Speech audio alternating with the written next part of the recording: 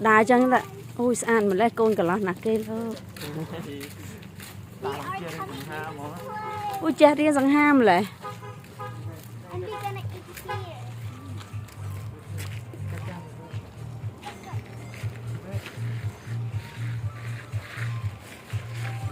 anh chưa sai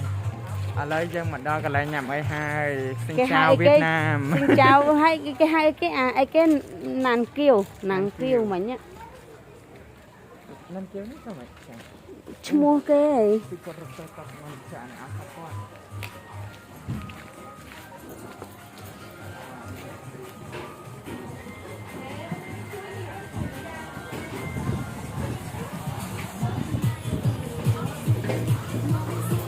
đâu còn cuối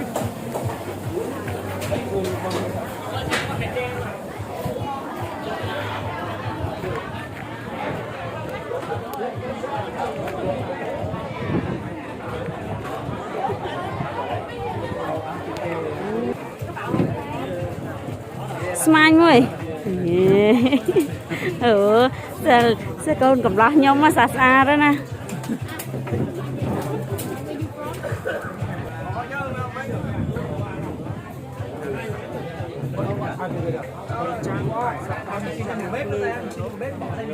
ui tôi tập hiệp xa đó